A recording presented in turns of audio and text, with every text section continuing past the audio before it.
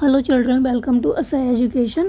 आज हम करेंगे सीबीएसई की 7वीं क्लास की हिंदी की बुक बसंत का 11वां चैप्टर रहीम के दोहे। इसके हम करेंगे प्रश्नोत्तर। तो आइए देखते हैं कि आपका पहला प्रश्न क्या है। पहला प्रश्न है, पाठ में दिए गए दोहों की कोई पंक्ति कथन है और कोई कथन को प्रमाणित करने वाला उदाहरण। तो इन दोनों प्रकार की पंक्तियों को पहचान कर अलग अलग लिखिए। तो इसमें कहा गया है कि जो आपके दोहे हैं इसमें कोई पंक्ति तो कथन है, खाली एक वाक्य है वो कह दिया गया है कि ऐसा होता है, लेकिन एक कथन को प्रमाणित करने वाला उदाहरण है। तो उसमें क्या किया गया है, एग्जाम्पल दिया गया है, उसमें लिखा गया है जैसे इस तरह से वो उदाहरण देकर समझाया गया है। तो आपको इन दोनों प्रकार की पंक्तियों को पहचानना है, अलग करना है, बताना है कि कौन सा कथन है और कौन सा कथन को प्रमाणित करने वाला उदाहरण है। तो आंसर होगा, दोहों में वर्णित निम्न पंक्ति कथन है। तो कही रहीम संपत्ति सगे, बनते बहुत बहुरीत, विपत्ति कसौटी जे कसे, तेई साँचे मीत। तो यहाँ कहा गया है, कथन है ये, कि कठिन समय में जो मित्र हमारी सहायता करता है वही हमारा सच्चा मित्र होता है। फिर दूसरा है कथन कि जाल परे जल जात बही, तजे मीनन को मोह, रहीमन मछली नीर को, तऊ न छाड़त छो। तो यहाँ कहा गया है कि मछली जो होती है वो पानी से बहुत अधिक प्रेम करती है, इसलिए उससे बिछुड़ते ही क्या होगा, वो अपने प्राणों को त्याग देगी, इसलिए उससे बिछुड़ते ही अपने प्राण त्याग देती है। तो ये क्या है, कथन है। और निम्न पंक्तियों में कथन को प्रमाणित करने वाले उदाहरण हैं। जैसे इसमें कहा गया है, तरवर फल नहीं खात है, सरवर पियत न पान, कही रहीम पर काज हित, संपत्ति संचय सुजान।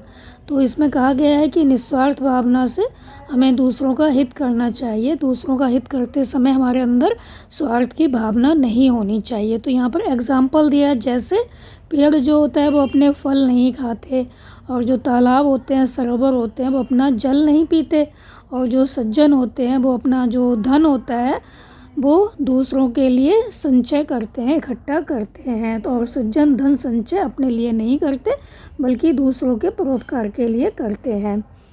और दूसरा जो दोहा है वो है, थोते बाद कुआर के, जो रहीम गहरात, धनी पुरुष निर्धन भये, करें पांचली बात।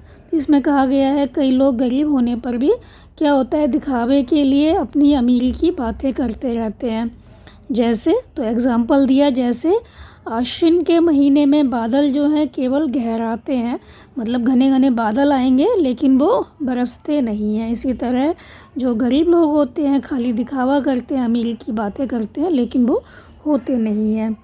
फिर है, धरती की सी रीत है, शीत घाम और मह, जैसी परे सो सही रहे, त्यों रहीम यह दहे।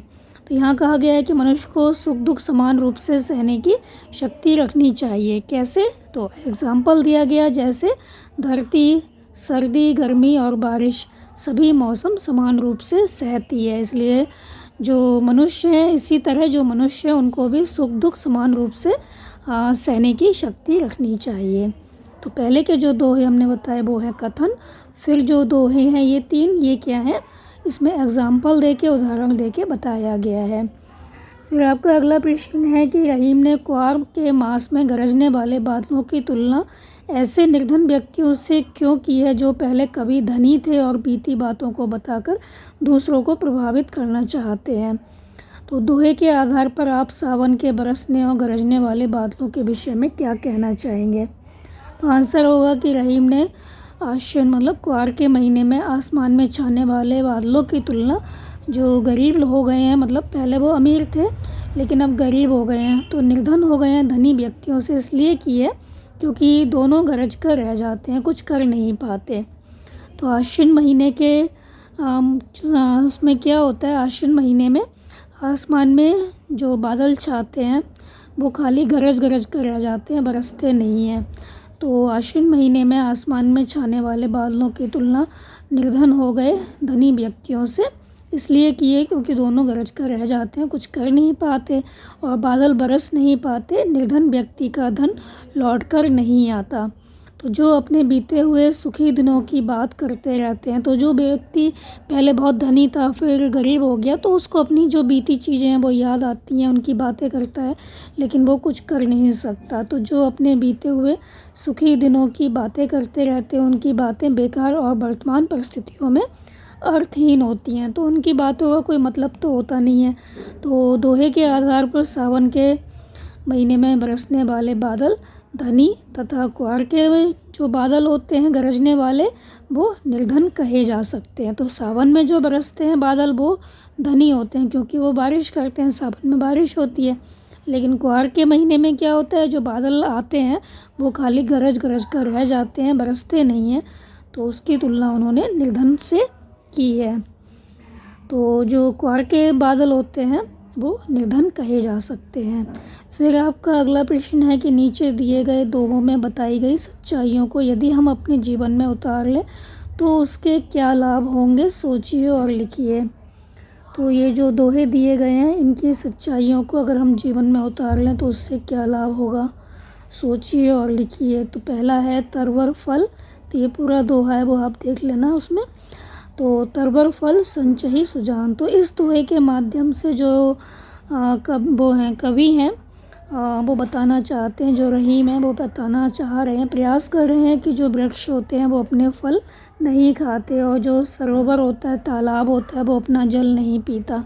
तो वृक्ष जो होते हैं अपने फल कभी नहीं खाते, और जो तालाब होता है वो अपना जल खुद नहीं पीता। उसी प्रकार जो सज्जन व्यक्ति होते हैं वो अपना जो संचित धन होता है, इकट्ठा धन होता है, वो अपने लाभ के लिए उपयोग नहीं करते, अपने लिए उसका इस्तेमाल नहीं करते। तो उनका जो संचित धन होता है, इकट्ठा किया हुआ धन होता है, वो दूसरों की भलाई में खर्च होता है। तो यदि हम इस सच्चाई को अपने जीवन में उतार लें, अर्थात अपना लें, तो अवश्य ही समाज का कल्याणकारी रूप हमारे सामने आएगा और राष्ट्र सुंदर रूप से विकसित होगा, कोई दुखी नहीं होगा। हम सबके बारे में सोचेंगे तो क्या होगा, समाज जो है बहुत सुंदर रूप से विकसित होगा। फिर है धरती की सी यह देह, तो ये पूरा जो दोहा है वो आपके किताब में दिया हुआ है, आप इसको देख लेना। तो यहाँ पर कहा गया है कि इस दोहे के माध्यम से रहीम बताने का प्रयास कर रहे हैं कि मनुष्य को धरती की भांति क्या होना चाहिए, सहनशील होना चाहिए। यदि हम सत्य को अपनाएंगे तो हम जीवन में आने वाले सुख दुख को सहज रूप से स्वीकार कर सकेंगे, अपने मार्ग से कभी विचलित नहीं होंगे, हम हर स्थिति में संतुष्ट रहेंगे, हमारे मन में संतोष की भावना आएगी। तो यहाँ पर जो रहीम दास जी उन्होंने यही कहा है कि मनुष्य को धरती की भांति सहनशील होना चाहिए। जो धरती होती है वो सर्दी गर्मी बरसात सबको अपने ऊपर सह लेती है, तो हमें ऐसा ही होना चाहिए। तो यहाँ पर जो रहीम दास जी हैं उन्होंने जो दोहा बताया है वो है धरती की सी रीत है, शीत गहाम ओम है, जैसी परे सो सही रहे, त्यों रहीम ये देह। तो इसमें यही कहा गया है कि हमें कैसा होना चाहिए, पृथ्वी के समान होना चाहिए, हर परिस्थिति को सहन करने वाला होना चाहिए, विचलित नहीं होना चाहिए, चाहे हमारे जीवन में कैसी भी परिस्थिति आए। फिर अगला आपका प्रश्न है कि निम्नलिखित शब्दों के प्रचलित हिंदी रूप लिखिए, जैसे परे पड़े। तो विपत्ति, बादर, मछली, शीत, उत्तर। तो रहीम की भाषा विपत्ति, तो ये होता है हिंदी का शब्द है विपत्ति। मछली, ये हिंदी का शब्द है मछली। बादर, बादर मतलब बादल। शीत, ये हो गया शीत, ठंड। फिर आपका अगला प्रश्न है नीचे दिए उदाहरण पढ़िए। बनत बहुत बहुरीत, जाल परे जल जात बही। तो उपर्युक्त उदाहरणों की पहली पंक्ति में बा का प्रयोग कई बार हुआ है। बनत बहुत बहुरीत, तो बनत में बा, बहुत में बा, बहु में बा। और दूसरे वाले में जाल परे जल जात, इसमें जा का प्रयोग अधिक हुआ है।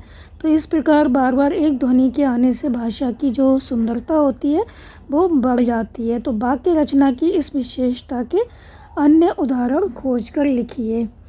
तो आपके जो दोहे हैं उसमें इस तरह के शब्द और भी आए हैं, जैसे कि दावे व दवे, संपत्ति संचही सुजान, चारु चंद्र की चंचल किरणें, तर तमाल तरबर बहु छाए। तो यहाँ पर ताक शब्द की ता वर्ण की आवृत्ति बार बार हो रही है। चारों चंद्र में चा की संपत्ति संचयी सुजान, इसमें सा की। और दावे व दवे, इसमें दा की। और रघुपति राघव राजा राम, इसमें रा की आवृत्ति जो है, मतलब रा शब्द जो है वो बार बार आया है। तो ये थे आपके इस चैप्टर के प्रश्न उत्तर बच्चों। आप इनको अच्छे से समझ कर याद कर लीजिए और हमारे चैनल असा एजुकेशन को लाइक कीजिए, सब्सक्राइब कीजिए और शेयर करना बिल्कुल मत भूला करिए। Thank you.